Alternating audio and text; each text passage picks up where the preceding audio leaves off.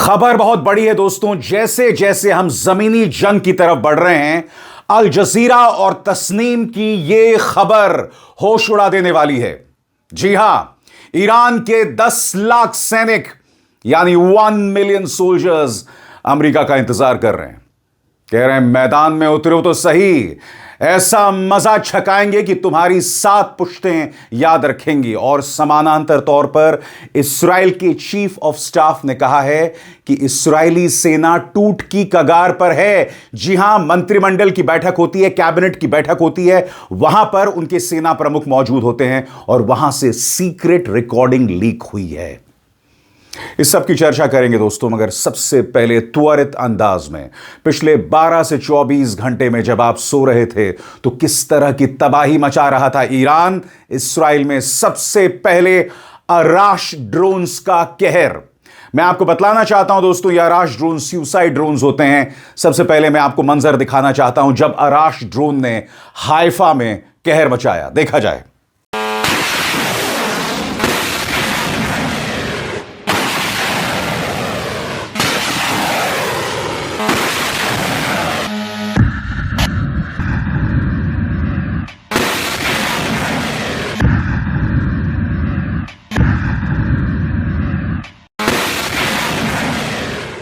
और बात यहां नहीं रुकती दोस्तों, प्रेस टेलीविजन का यह वीडियो देखिए। यहां पर ईरान की सेनाएं दावा कर रही है कि उन्होंने बहुत ही सफलतापूर्वक सक्सेसफुली कई सेंसिटिव और स्ट्रैटेजिक सेंटर्स को टारगेट किया है। हाइफा के बंदरगाह पर खास तौर से निशाना साधा जा रहा है। देखा जाए ये वीडियो।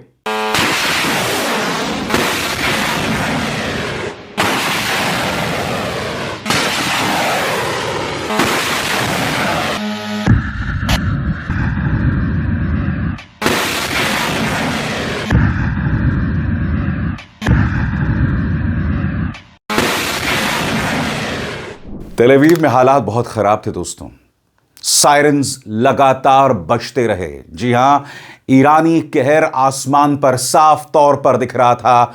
देखिए तेल अवीव के आसमान पर सायरन्स किस तरह से बज रहे थे।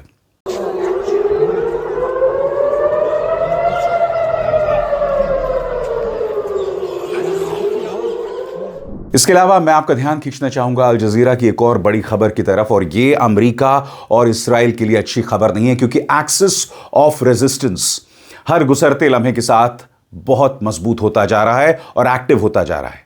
आपने देखा, इसी मंच पर मैंने आपको बताया था हिजबुल्लाह किस तरह से इस्राएली सेना को नाको चने चबवा रहा है।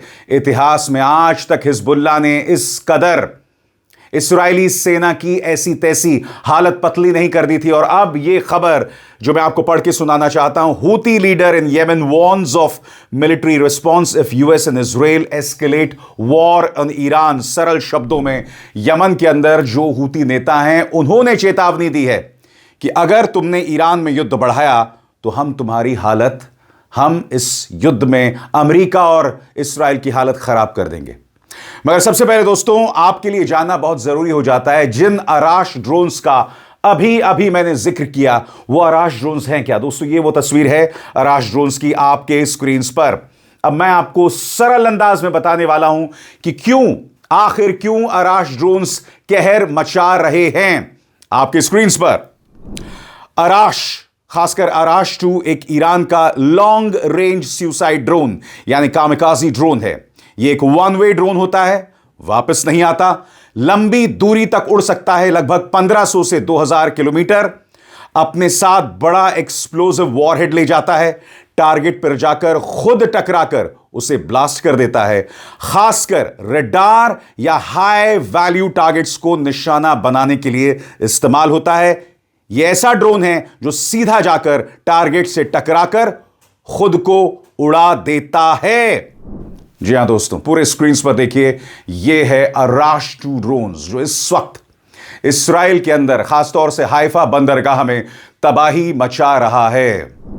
मगर अभी अभी मैंने आपको बताया दोस्तों किस तरह से 1 मिलियन ईरानी सोल्जर्स जो हैं वो अमेरिका का इंतजार कर रहे हैं। अल जजीरा की खबर आपके स्क्रीन पर, और यह अपने आप में बहुत मायने रखता है दोस्तों। ईरान कह रहा है हम जमीनी युद्ध का इंतजार कर रहे हैं और अमेरिका भी फूंक फूंक कर कदम रखना चाहता है। उसका 82nd एयरबोर्न डिवीजन जो है वो खाड़ द्वीप की तरफ, उसका 82nd एयरबोर्न डिवीजन ईरान के खाड़ग द्वीप की तरफ बढ़ रहा है। तो जैसे मैंने बताया 1 मिलियन ईरानी सोल्जर, साथ में एक्सिस ऑफ रेजिस्टेंस उसके साथ, आप अंदाजा लगा सकते हैं किस तरह की तबाही मचने वाली है। मगर अमेरिका भी पुरजोर तैयारी के साथ उतर रहा है, वो भी कई मोर्चों पर हमला करेगा। मगर ये जो खबर है दोस्तों, 10 लाख ईरानी सोल्जर्स, इसके मायने क्या है? गौर फरमाएं। 10 लाख ईरानी सैनिक युद्ध के लिए तैयार हैं। इसका मतलब क्या है? आसान भाषा में समझिए।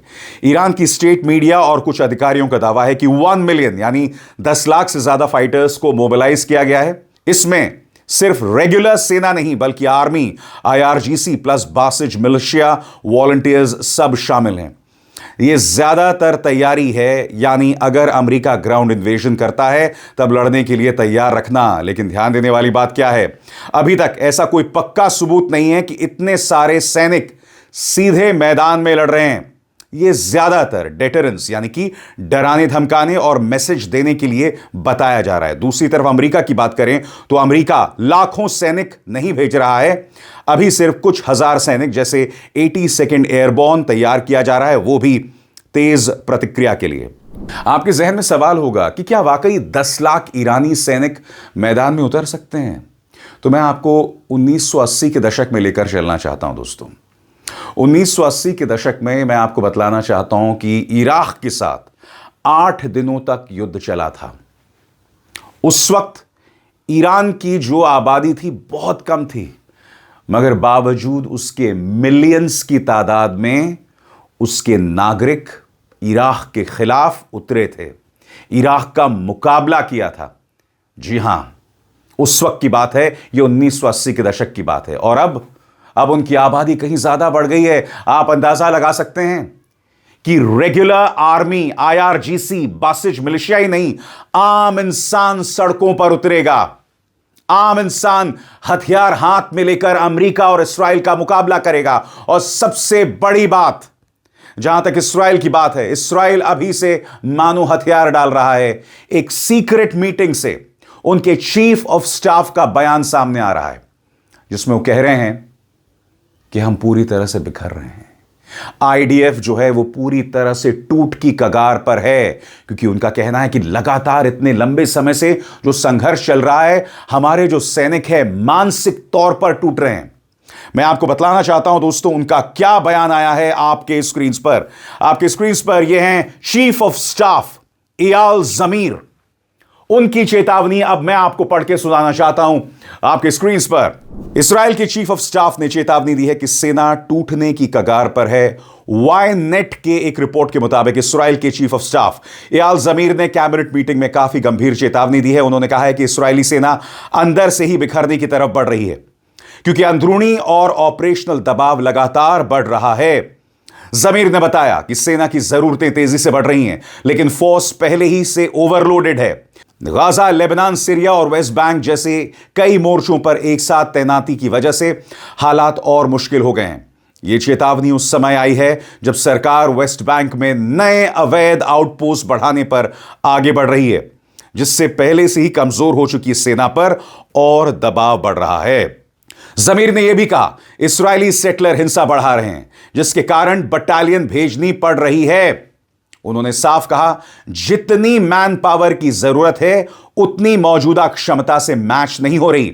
ऊपर से सरकार अब तक भर्ती से जुड़ी बड़ी समस्याएं जैसे अल्ट्रा ऑर्थोडॉक्स की भर्ती, रिजर्व सर्विसेज और अनिवार्य सैन्य सेवा बढ़ाने वाले कानून को हल नहीं कर पाई है। ज़मीर के मुताबिक स्थिति अब ब्रेकिंग पॉइंट के करीब है। उन्होंने चेतावनी दी रिजर्व फोर्स ज्यादा समय तक नहीं टिक पाएंगे और सेना की स्थिति को लेकर 10 रेड फ्लैग उन्होंने उठाए। उन्होंने यह भी कहा अगर इसी तरह चलता रहा तो जल्दी ही इस्राएली सेना के लिए सामान्य ऑपरेशन चलाना भी मुश्किल हो जाएगा।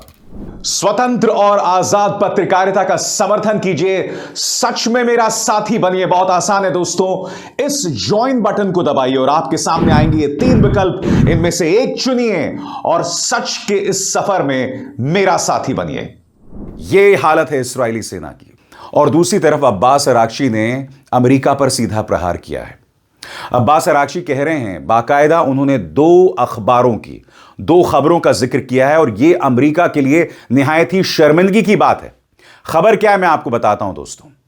चूंकि ईरान लगातार खाड़ी में मौजूद अमेरिकी सैन्य बेसिस पर हमला कर रहा है, तब अमेरिकी सैनिक डर के चलते खाड़ी देशों के बड़े बड़े होटल्स में जाकर रूम रिजर्व कराकर वहां रह रहे हैं। अब हो क्या रहा है दोस्तों, वहां पर कई होटल्स, खाड़ी देशों के कई होटल्स अमेरिकी सैनिकों को कह रहे हैं कि नहीं साहब जाइए, हम आपकी मेजबानी नहीं कर सकते हैं, क्योंकि अमेरिकी सैनिकों की वजह से खाड़ी देशों के जो होटल्स हैं उनकी सुरक्षा पर बनाई है। और मैं आपको बतलाना चाहता हूं अब्बास अरागची ने किन 2 खबरों का जिक्र किया। पहला, न्यूयॉर्क टाइम्स जो कहती है Iran attacks force US troops to work remotely. सरल शब्दों में कहा जाए, ईरान जो लगातार हमला कर रहा है उसकी वजह से अमेरिकी सैनिक जो हैं वो होटल्स में काम करने को मजबूर हैं। और उसी के चलते हिल्टन का यह ईमेल है। हिल्टन ने अमेरिकी सैनिकों से कहा है कि चूंकि आप अमेरिकी सेना में काम करते हैं, हम आपको रिजर्वेशन नहीं दे सकते हैं। देखिए क्या लिखा हुआ है इसमें। After further investigation online, we have found information about immigration work connected with your name and we will be canceling your upcoming reservation. You should see a proper cancellation email in your inbox shortly from Hilton. सरल शब्दों में कहा जाए दोस्तों कि युद्ध की शुरुआत है और तमाम होटल्स अमेरिकी सैनिकों को बाहर का रास्ता दिखा रहे हैं। क्यों? क्योंकि इनकी वजह से ईरान खाड़ी देशों के होटल्स पर हमला कर रहा है जिन रूम्स में ये अमेरिकी सैनिक रुके हों। और इसी मुद्दे पर अब्बास अरागची ने करारा प्रहार किया है। अब्बास अरागची क्या कहते हैं, गौर फरमाइए। इस युद्ध की शुरुआत से ही अमेरिकी सैनिक जीसीसी के मिलिट्री बेस छोड़कर होटलों और ऑफिसों में छिपने लगे हैं। वे जीसीसी के नागरिकों को ह्यूमन शील्ड की तरह इस्तेमाल कर रहे हैं, मानवीय ढाल की तरह इस्तेमाल कर रहे हैं। अमेरिका में कई होटल्स ऐसे अफसरों को बुकिंग देने से मना कर देते हैं जो ग्राहकों के लिए खतरा बन सकते हैं। जीसीसी के होटल्स को भी ऐसे ही करना चाहिए। जाहिर सी बात है दोस्तों, अमेरिका और इस्राइल दोनों शर्मिंदगी का सबब बने हुए हैं। मगर जहां तक अमेरिका और इस्राइल के तेवर हैं, उनके तेवरों में कोई कमी नहीं है। पीट हेग्सेथ, जिन पर ट्रंप दोष मढ़ते हैं इस जंग के लिए, उनका बयान आपके स्क्रीन पर। यहां पीट हेग्सेथ कह रहे हैं कि हमने ईरान को पूरी तरह से तबाह कर दिया है। आप खुद बताइए दोस्तों, उनके ड्रोन्स, उनके मिसाइल्स अब भी इस्राइली और अमेरिकी टारगेट को निशाना बना रहे हैं। उनका 10 लाख सैनिक जंग लड़ने को तैयार है। मगर पीट हेग्सेथ क्या कह रहे हैं, सुना जाए। 27 days ago, Iran had a modern military. Never in recorded history has a nation's military been so quickly and effectively neutralized. Operation Epic Fury is not an endless war. It's a decisive campaign with clear objectives to destroy Iran's offensive military capabilities and ensure they never obtain a nuclear weapon.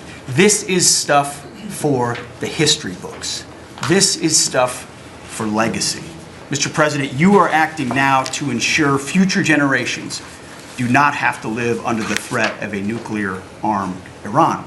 Not only do they not have a Navy, Mr. President, they no longer have a Navy commander. IRGC's Navy commander was killed overnight in operation. So no Navy leader.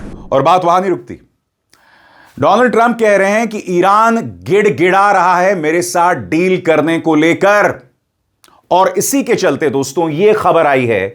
इससे पहले आपको याद होगा कि America ने 5 दिन की मोहलत दी थी और 5 दिन का युद्ध विराम किया था कि हम 5 दिन तक ऊर्जा केंद्रों पर, ईरान की ऊर्जा या बिजली केंद्रों पर हमला नहीं करेंगे।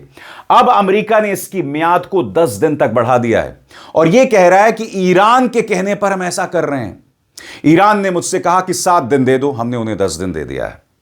जी हां, अब सुनते हैं डोनाल्ड ट्रंप ने क्या कहा। बकौल डोनाल्ड ट्रंप, ये ईरानी गिड़गिड़ा रहे हैं, भीख मांग रहे हैं कि हमारे साथ समझौता कर लो। मैं नहीं गिड़गिड़ा रहा हूं, सुनो। And just so we set the record straight, because I've been watching the Wall Street Journal's fake news and all these stories that get printed like, oh, I want to make a deal. They are begging to make a deal, not me. They're begging to make a deal. And anybody that saw what was happening over there would understand why they want to make a deal. But they say, oh, we're not talking to them. Anybody would know that. And only a total fool. And they're not fools. They're very smart, actually, in a certain way. And they're great negotiators. I say they're lousy fighters, but they're great negotiators. They are begging to work out a deal. I don't know if we'll be able to do that. I don't know if we're willing to do that. They should have done that 4 weeks ago. They should have done it 2 years ago. Or they should have done it when we first came into office, because 2 years ago they had free reign under Biden. Sleepy Joe, worst president in the history of our country. When he elected. और बात वहां नहीं रुकती। मैं आपका ध्यान खींचना चाहता हूं डोनाल्ड ट्रंप के इस बयान की तरफ जो उन्होंने अपने सोशल मीडिया हैंडल ट्रूथ पर जारी किया है। बकौल डोनाल्ड ट्रंप आपके स्क्रीन पर, ईरानी नेगोशिएटर बहुत अलग और अजीब हैं। वे हमसे डील करने के लिए गुजारिश कर रहे हैं जो उन्हें करना चाहिए, क्योंकि उन्हें सैन्य दृष्टि से खत्म कर दिया गया है और वापसी का कोई मौका नहीं है। और फिर भी वे सबके सामने कहते हैं कि वे सिर्फ हमारे प्रस्ताव को देख रहे हैं। गलत। उन्हें जल्द ही गंभीर हो जाना चाहिए, इससे पहले कि बहुत देर हो जाए, क्योंकि एक बार ऐसा हो गया तो पीछे मुड़ना मुमकिन नहीं है और यह अच्छा नहीं होगा।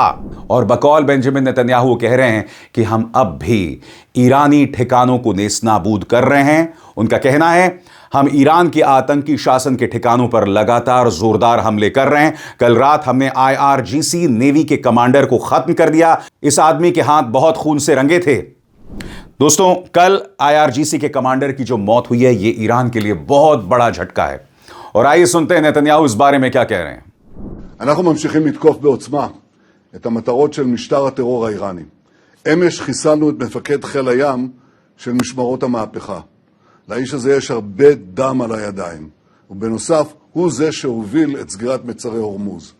זוהי עוד אחת מהדוגמאות של שיתוף הפעולה בינינו לבין ידידינו ארצות הברית, במטרה משותפת להשיג את מטרות המלחמה. तो यकीनन दोस्तों, ये युद्ध बहुत दिलचस्प मोड़ पर पहुंच गया है। और याद कीजिए, इसी मंच पर मैंने आपसे कहा था कि यह जंग अभी थमा नहीं है। कुछ लोगों ने जिन्होंने ऐलान कर दिया था कि जंग खत्म हो गया है, आप जानते हैं वो पूरी तरह से गलत था। क्यों? क्योंकि नंबर एक, ईरान अमेरिका पर विश्वास नहीं करता। उसके साथ कम से कम 2 बार विश्वासघात हो गया है। और जहां तक भारत को लेकर ईरान का रवैया, आप में से कुछ लोग इसे हिंदू मुस्लिम करने की कोशिश कर रहे हैं, मगर क्या आप जानते हैं, भारत उन गिने चुने 4-5 देशों में है जिसकी ईरान मदद कर रहा है, जिनके जहाजों को स्ट्रेट ऑफ हॉर्मुज से जाने की अनुमति दे रहा है। बावजूद इसके कि जब सुप्रीम लीडर खामेनी की मौत हुई थी तो प्रधानमंत्री खामोश रहे थे।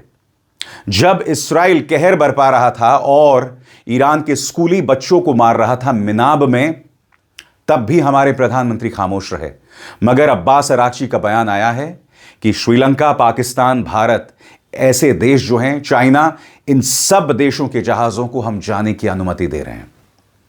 क्यों? बावजूद इसके कि प्रधानमंत्री खामोश रहे, वो इसलिए क्योंकि ईरान पिछले 70-80 सालों में जो रिश्ते रहे हैं भारत के साथ, उसे तरजीह देता है, उसे अहमियत देता है। वो रिश्ते जिसकी नींव तैयार की थी पंडित नेहरू ने, इंदिरा गांधी ने, राजीव गांधी ने, अटल बिहारी वाजपेयी ने। वो कूटनीति जिसे प्रधानमंत्री नरेंद्र मोदी और एस जयशंकर बर्बाद कर देना चाहते हैं अपनी सोच के चलते। बहरहाल, इस मंच से इस जंग की हर बारीकी पर मेरी निगाह रहेगी और एनालिसिस मैं आप तक पेश करता रहूंगा, ये मेरा वादा है। अभिसार शर्मा को दीजिए इजाजत। नमस्कार।